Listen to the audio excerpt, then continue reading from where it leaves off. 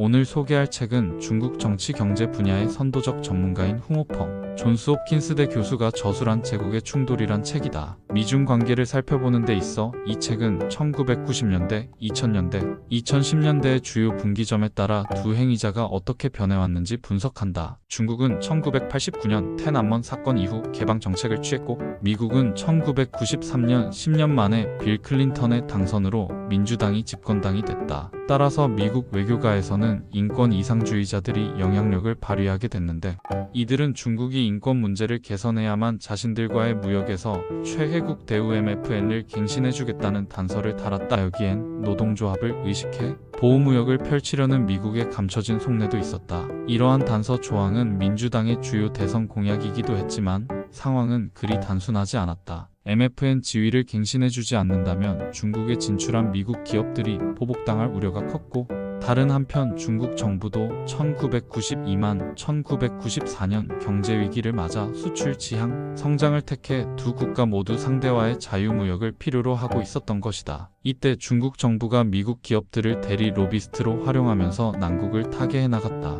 가령 디트로이트 자동차 회사들은 미중 무역 자유화로부터 입을 혜택에 대해 기대하는 바가 컸다. 중국 정부는 이들 기업을 회유했고, 이로써 미국 기업들은 중국을 대신해 미국 의회에 영향력을 행사하기 시작했다. 다만 의외의 지점이 있었다. 우리가 쉽게 생각할 수 있듯 중국에서 제조업을 하고 있는 미국의 신발, 의류 업체들이 대리 로비스트가 된 것이 아니라 AT&T 같은 통신회사, 휴스 일렉트로닉스 같은 인공위성 제조회사, 엑슨모빌 같은 에너지 회사, 보잉 같은 항공기 제조업체 등 중국 무역과 아무 관련이 없고 관세 혜택을 직접 받지 않는 기업들이 로비 활동에 적극적이었다는 사실이다. 저자가 자료를 분석해보니 이 시기 중국 정부는 미국 내 목소리가 큰 기업들로 하여금 백악관과 상하원 의원들에게 중국의 인권 조항과 무역 자유화를 연관시키지 말라며 전화나 개별 서한을 보내도록 종용했다. 더욱이 이들 기업 중 다수는 대통령과 의회 의원들에게 영향력을 미치는 선거운동 자금 기부자였다. 이를테면 AT&T는 1992년 선거 때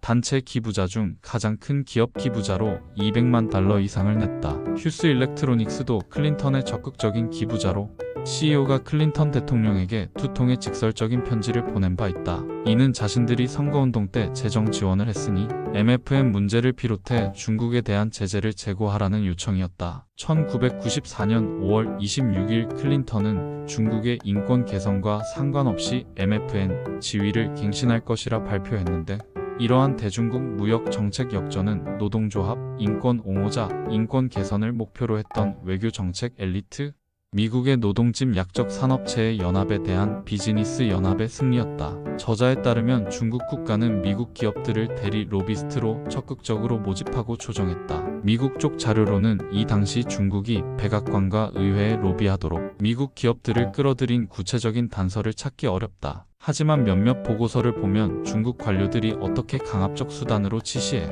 미국 기업이 중국을 대신하여 워싱턴에 로비하도록 요구했는지 알 수 있다. 예컨대 중국 관료들은 보잉이 중국에 유리한 정책을 펴도록 로비하는 노력을 보여주지 않는다면 중국 국영 항공사들이 항공기 주문을 중단하겠노라고 경고한 바 있다. 다시 말해 중국 국가와 미국의 정치 경제, 엘리트 간의 계속된 상호작용 속에서 중국을 지정학적 경쟁 상대로 보는 미국의 충동은 억제되었다. 하지만 미중 무역 자유화의 시대는 저물어갔다. 2008년 경제 대침체 이후 과잉 축적의 위기를 맞은 중국 공산당과 국유 기업들은 미국 시장에서 미국을 비롯한 외국 기업들을 공격적으로 압박해 수익성을 회복하려 했다. 세계 무대에서 이러한 자본 간 경쟁은 중국 국가로 하여금 아시아와 그 외 지역에서 그 세력권을 개척하도록 유도해 미국과 중국 사이의 지정학적 경쟁을 심화시켰다. 이러한 대립에 직면하자 우호적인 미중 관계를 보장하는 데 앞섰던 미국 기업들은 뒤로 한 발 물러섰고, 미중 외교 정책 엘리트들 간의 갈등이 벌어져도 특별히 손을 쓰지 않았다. 오히려 미국 기업들은 중국 기업들과의 치열한 경쟁 속에서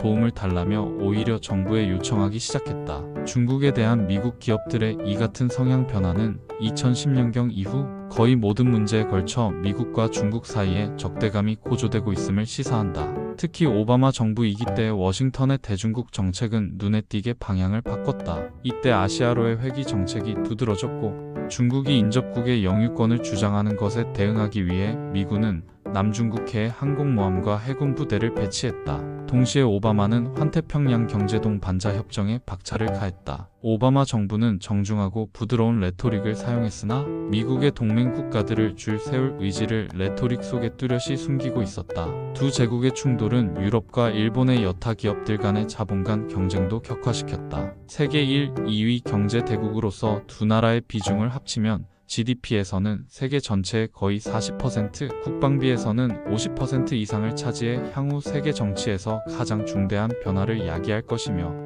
21세기의 미래의 세계 질서 또는 혼돈을 결정짓게 된다. 하지만 저자는 세계 경제에서 중국이 미국을 추월할 수 있다고 전망하는 것은 잘못이라고 말한다. 통계 자료들을 근거로 하건대 중국이 성공적인 경제체인 것은 맞으나 많은 영역에서 미국에 한참 뒤떨어져 있다. 물론 시진핑 체제에 들어서서 중국 공산당의 자신감은 크게 올랐는데 가령 미국 지도자들을 직접 모욕하도록 외교관들을 풀어준다는 점만 봐도 알 수 있다. 그러나 중국의 현재 문제는 좀 더 구조적인 것으로 2008년 경제위기 이후 많은 국유 기업에서 발생한 과잉 생산 및 부채 문제가 되풀이되고 있다. 이를 위해 시진핑 정부는 외국 기업과의 더 공격적인 경쟁을 개시했지만 이는 사실 중국의 불안감을 강하게 드러내는 것이라 할 수 있다. 저자는 18세기부터의 중국 경제사를 훑으면서 국가의 통제와 불안을 읽어낸다. 미국과 중국 두 나라의 자본 간 경쟁은 늘어날 수밖에 없으며 그 결과 앞으로 몇 년간 지정학적 경쟁은 불가피하게 심해질 것이다. 다만 저자는 낙관론을 잃지 않을 근거도 있다고 본다. 비교하건대 지금 두 제국의 대립은 20세기 초 영국과 독일의 경쟁관계와 굉장히 유사한데